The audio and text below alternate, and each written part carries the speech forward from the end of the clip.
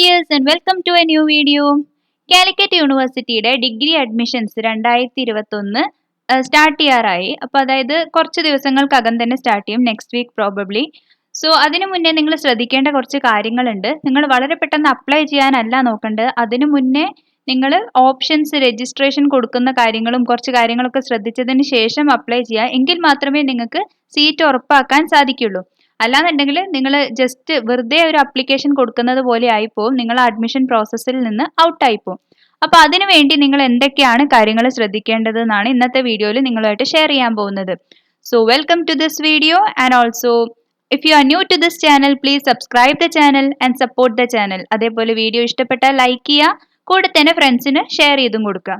Okay, അപ്പോൾ ഇതാണ് Calicut യൂണിവേഴ്സിറ്റിന്റെ admission portal ആയിട്ട് വരുന്നത്, cuonline.ac.in. Okay, www.cuonline.ac.in.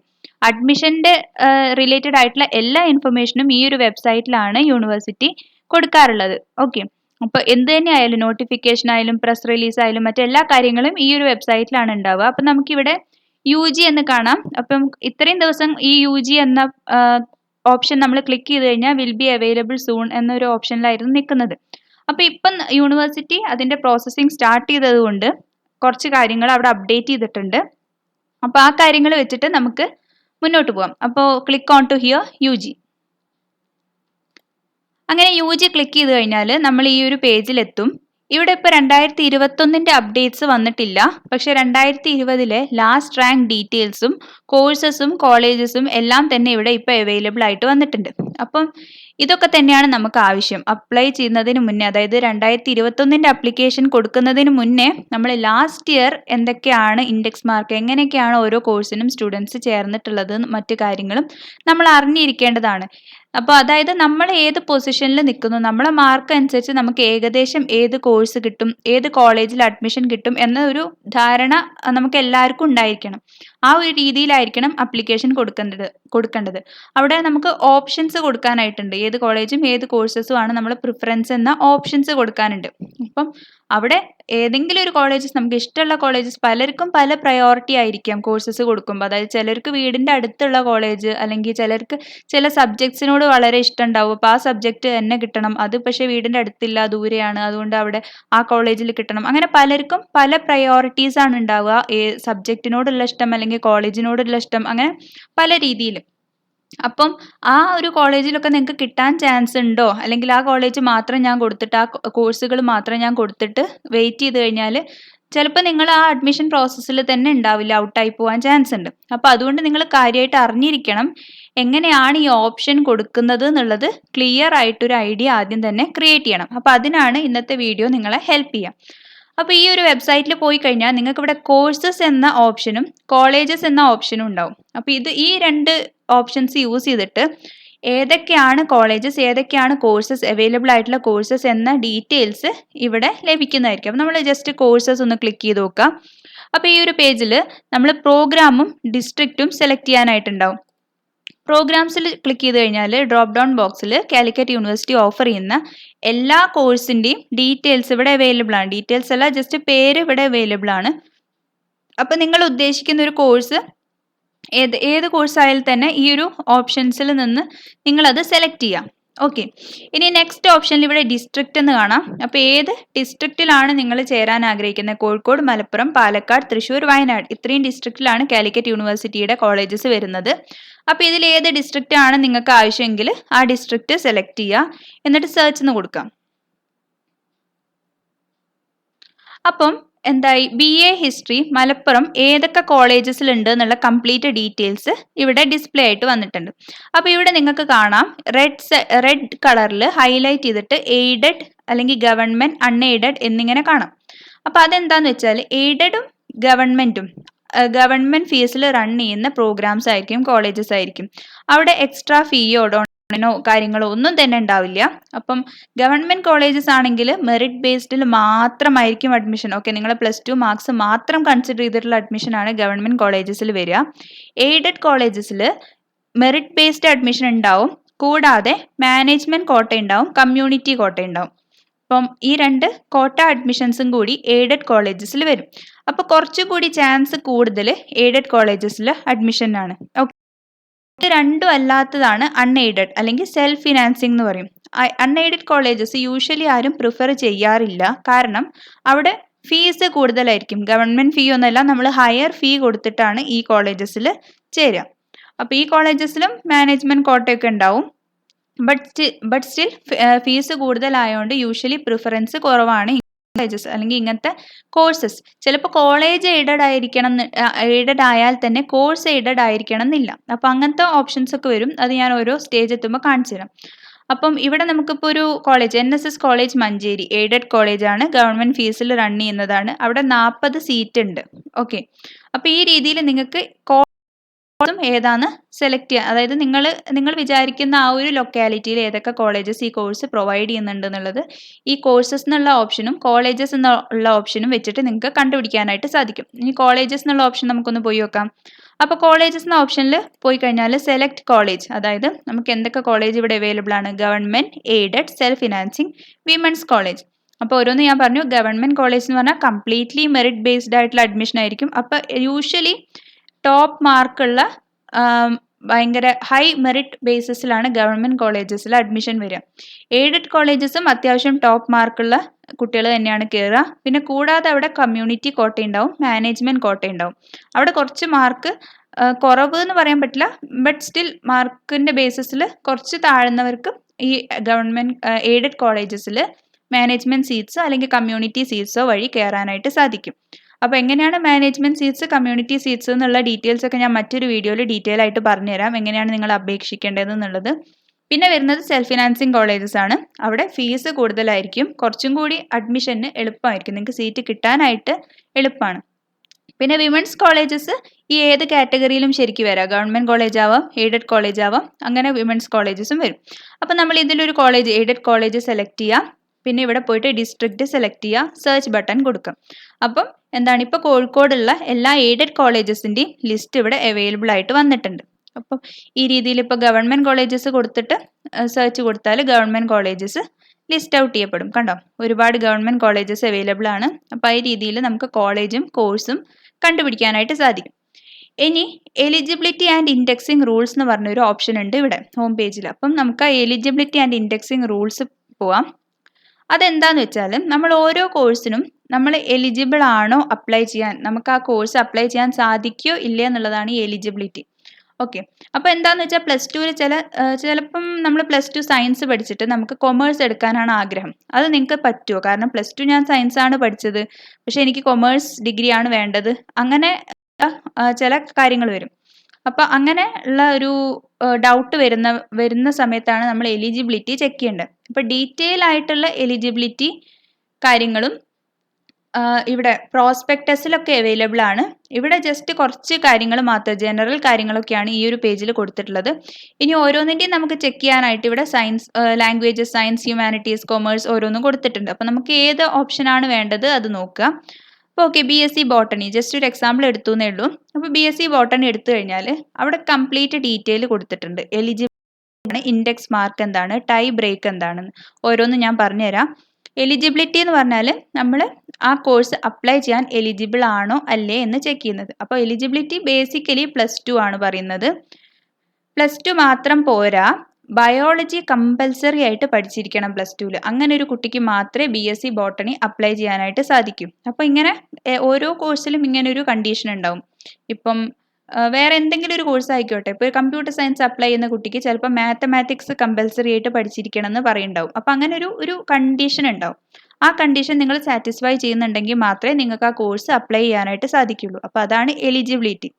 ഇനി ഇൻഡെക്സ് മാർക്ക് വരുന്നുണ്ട്. ഇൻഡെക്സ് മാർക്ക് എന്ന് പറഞ്ഞാൽ നമുക്കിപ്പോൾ +2ന് ഫുൾ മാർക്സ് ഉണ്ടെന്ന് വിചാരിച്ചോ, പക്ഷേ എന്ന് കരുതി നമ്മൾ ഇൻഡെക്സ് മാർക്ക് 1000 ആവണമെന്നില്ല. 1000ലാണ് കട്ട് ഓഫ് വരുന്നതെങ്കിൽ 1000 ആവണമെന്നില്ല. ഇൻഡെക്സ് മാർക്ക് എന്താണെന്ന് വെച്ചാൽ നമ്മൾ ഏത് സബ്ജക്റ്റ് ആണ് അപ്ലൈ ചെയ്യുന്നത് അതിനെ ഡിപ്പെൻഡ് ചെയ്തുകൊണ്ടിരിക്കും നമ്മൾ ഇൻഡെക്സ് മാർക്ക്.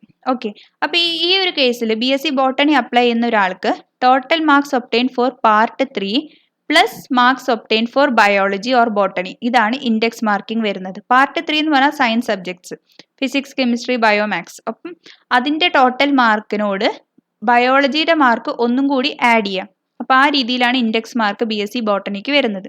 ഇനി ഇത് മാത്രമല്ല, ഇൻഡെക്സ് മാർക്കിൽ ഇനി ഒരുപാട് ബോണസ് പോയിന്റ്സ് ആഡ് ചെയ്യാനായിട്ടുണ്ടാവും. NSS, NCC അല്ലെങ്കിൽ sports quota, sports admissions details, cultural, അങ്ങനെ ഒരുപാട് എക്സ്ട്രാ ബോണസ് മാർക്സ് ആഡ് ചെയ്തിട്ട് ഫൈനലി വരുന്ന മാർക്കാണ് ഇൻഡെക്സ് മാർക്ക്.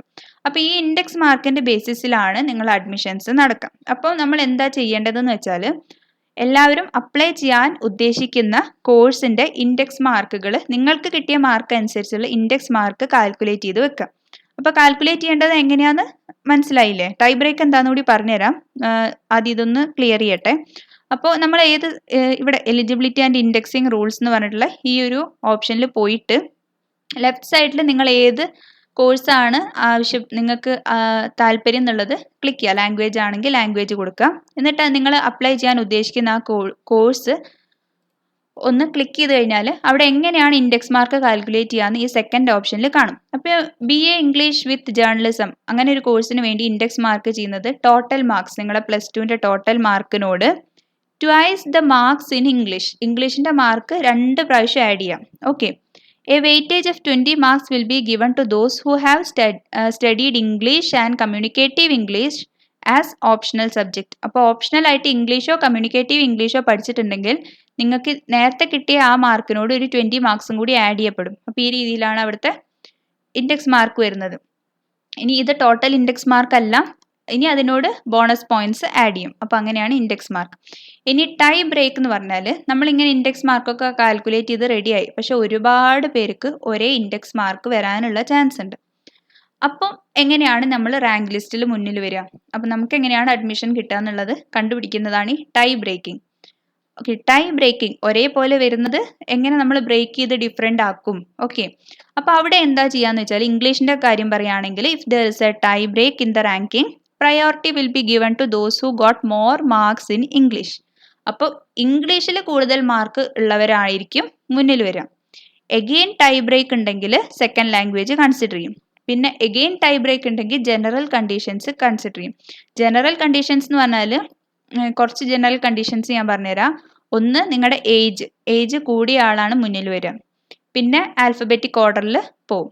അപ്പോൾ ആ രീതിയിൽ ടൈ ബ്രേക്കിംഗ് അത്രയൊന്നും ഓപ്ഷൻസ് വരാറില്ല യൂഷ്വലി. ഈ ഫസ്റ്റ് നമ്മൾ ഇംഗ്ലീഷിൻ്റെ മാർക്സ് കൺസിഡർ ചെയ്യുമ്പോൾ തന്നെ അത് നിങ്ങൾ ഓർഡറിലായിട്ട് വരുന്നുണ്ടാവും.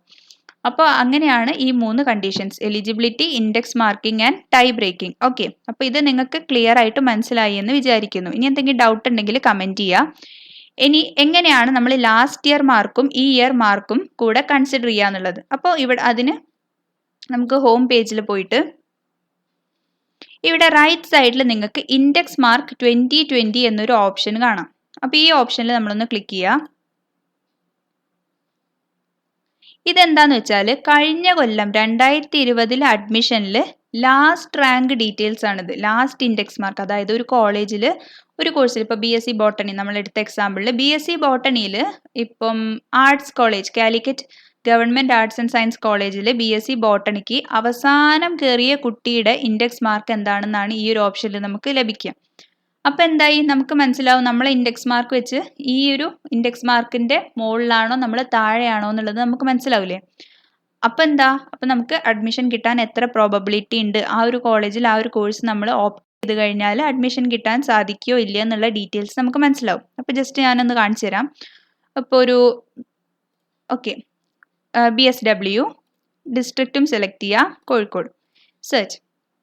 അങ്ങനെ BSWയുടെ ലാസ്റ്റ് റാങ്ക് ഡീറ്റെയിൽസ് ആണ് ഇപ്പോൾ ഇവിടെ കാണുന്നത്, ഇൻഡെക്സ് മാർക്കാണ്. അപ്പോൾ ഈ BSW എന്ന് പറയുന്നത് സെൽഫ് ഫിനാൻസിങ് കോഴ്സായിട്ട് അവൈലബിൾ ആയിട്ടുള്ളൂ, ഗവൺമെൻറ് കോഴ്സസ് ഇല്ല, കോഴിക്കോട് കേട്ടോ.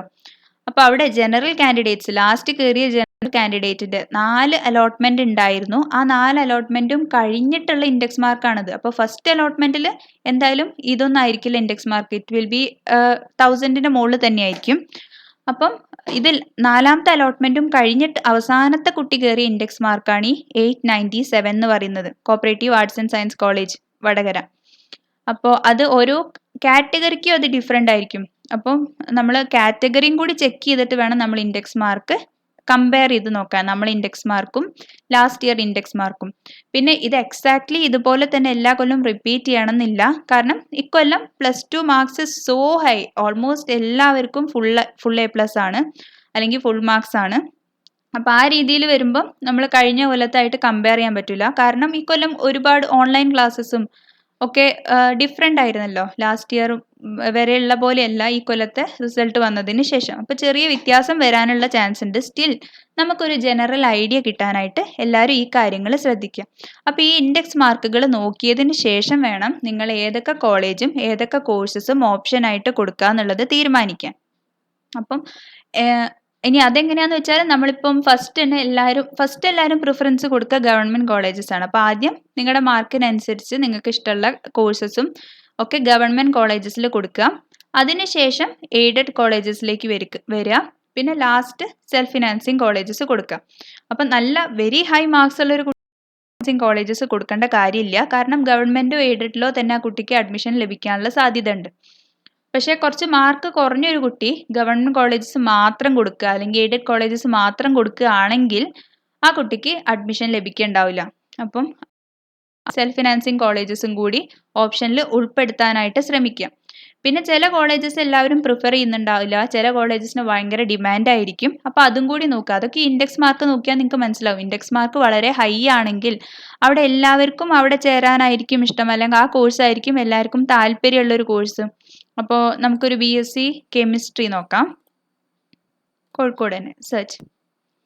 അപ്പോൾ BSc കെമിസ്ട്രീൻ്റെ ലാസ്റ്റ് റാങ്ക് തന്നെ 982 979 ആ രീതിയിലാണ് വരുന്നത്, കണ്ടോ. അപ്പം എന്തായാലും ഫസ്റ്റ് അലോട്ട്മെൻറ്റിൽ അതൊരു 1000ൻ്റെ മുകളിലായിരിക്കും എല്ലാവരും കയറിയിട്ടുണ്ടാവുക.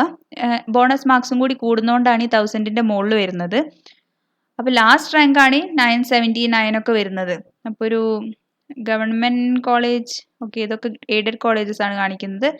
അപ്പം അങ്ങനെ ആ രീതിയിൽ ഓരോ കോഴ്സിൻ്റെയും നിങ്ങൾക്ക് ചെക്ക് ചെയ്യാവുന്നതാണ്. ഓക്കെ, അങ്ങനെ നിങ്ങളുടെ ഇൻഡെക്സ് മാർക്കും ലാസ്റ്റ് ഇയർ ഇൻഡെക്സ് മാർക്കും നിങ്ങളുടെ കാറ്റഗറിയും വെച്ച് കൺസിഡർ ചെയ്തിട്ട് ഒരു ഓപ്ഷൻസിൻ്റെ ലിസ്റ്റ് ഇപ്പം തന്നെ പ്രിപ്പയർ ചെയ്ത് വെക്കുക. ഇപ്പം തന്നെ എന്ന് പറഞ്ഞാൽ നമ്മൾ 2-3 ദിവസത്തിനകം അഡ്മിഷൻസ് സ്റ്റാർട്ട് ചെയ്യും, അപ്ലിക്കേഷൻ സ്റ്റാർട്ട് ചെയ്യും. അപ്ലിക്കേഷൻ ചെയ്യാൻ തുടങ്ങിയതിന് ശേഷം ഈ ഇൻഡെക്സ് മാർക്കും മറ്റു കാര്യങ്ങളും ചെക്ക് ചെയ്യാൻ പോയി കഴിഞ്ഞാൽ നിങ്ങളത് തെറ്റിക്കും, സമയം കിട്ടില്ല.